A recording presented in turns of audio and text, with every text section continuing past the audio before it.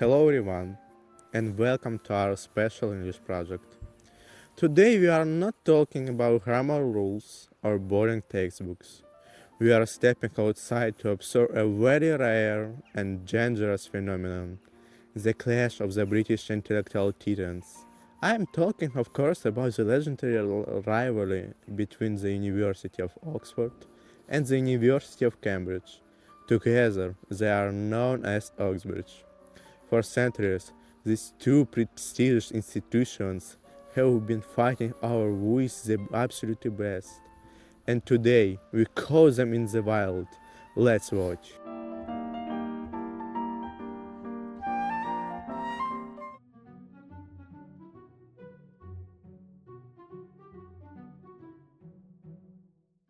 Dmitro, the message is perfect.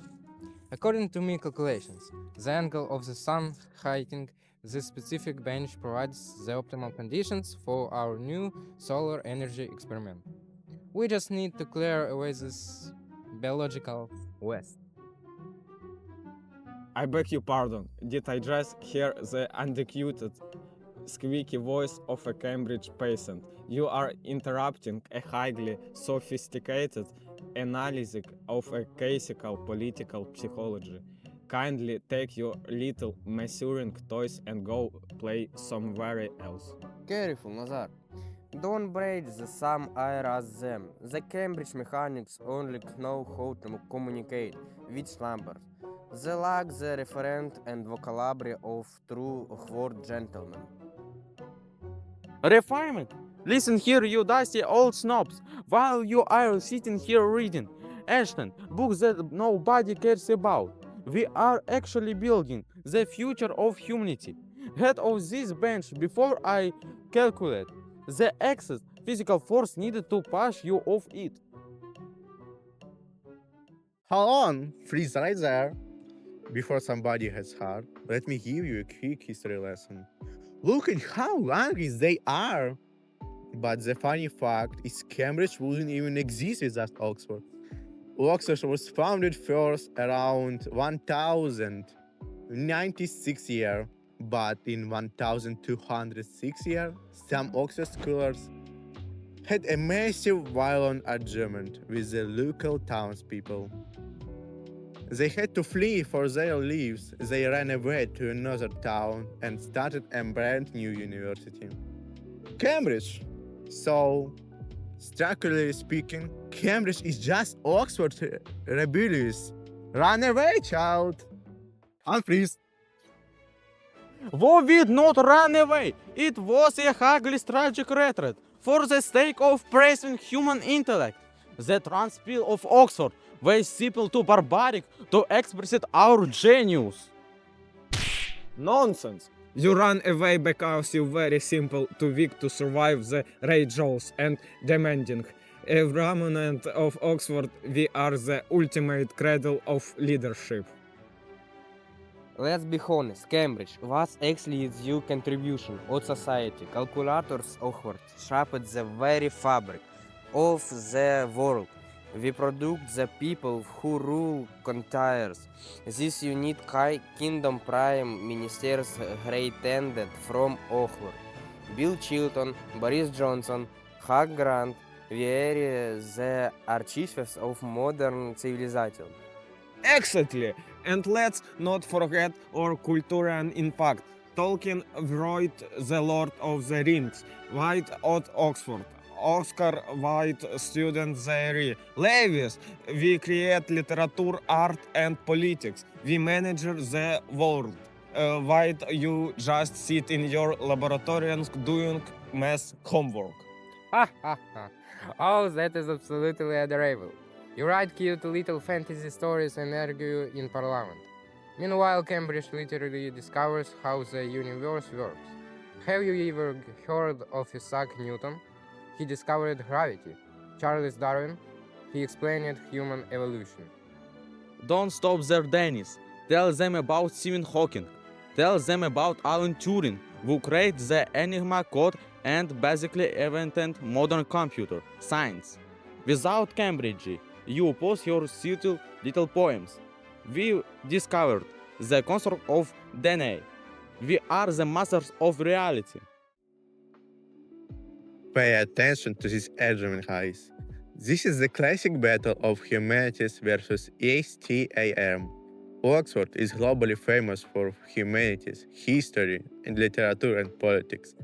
Cambridge is globally famous for STAM, science, technology, engineering, and mathematics.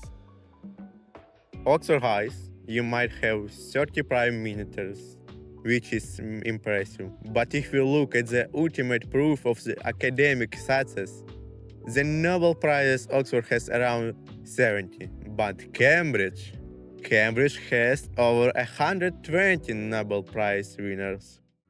Did you hear that, Mr. Future Prime Minister? 120. Empirical data and statistics do not lie. We are quantifiably smarter than you. Numbers! Who cares about some shiny medals from Sweden? We have history, we have unparalleled architectural beauty. Oxford is globally known as the city of dreaming spires. Walking through our campus is like walking through a magical kingdom. Magic is real, you idiot! And speaking of things that are real, let's talk about sports. Let's talk about the legendary boat race on the River Thames. We absolutely destroy you also not everything air. Cambridge holds the record for and most victories. We row faster, we train harder, and is physical superior. You won't even because you use cheap scientific tricks to design. You bots. And honestly, how can you claim to be superior? Where you student don't even know to properly point a boat. Excuse me? Our punting technique is absolutely flawless. You Oxford lunatics stand on the wrong end of the boat. It defies all laws of physics and common sense. Punting is a massive tradition in both cities, but here is the most ridiculous part. Oxford students stand inside the boat at the slanted end. Cambridge students stand on top of the flagged dock at the back. And they literally hate each other because of where they choose to stand on a piece of floating wood. Standing on top of the flat end is incredibly dangerous. You look like absolute fools balancing up there. Standing inside the boat makes you look like your friend turtle. Hiding in its shell is passive. That is the final straw. I'll challenge you to a debate. Influent lighting, right here, right now. Bring it on! I will calculate the exact trajectory required to throw this device directly at your arrogant face.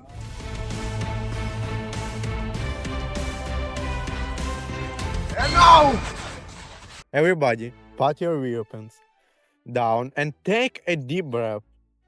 Look at yourselves. You are screaming at each other in the middle of a public street.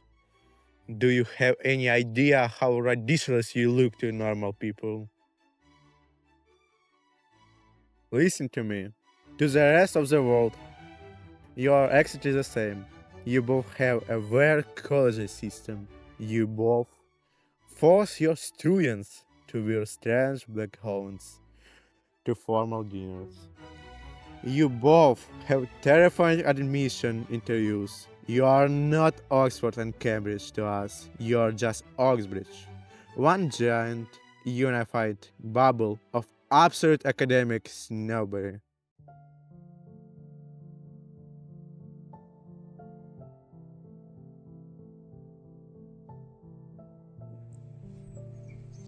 Well, when you put it that way, I suppose we do share a certain level of elite status.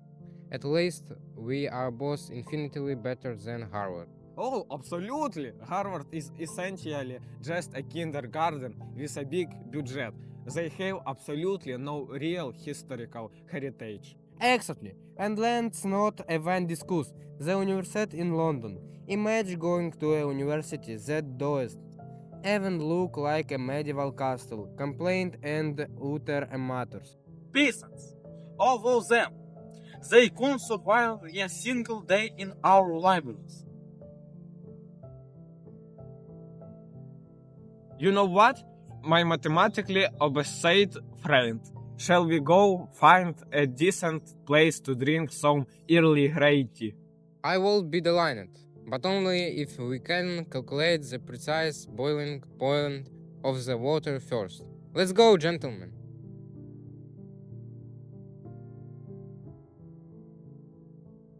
And there you have it.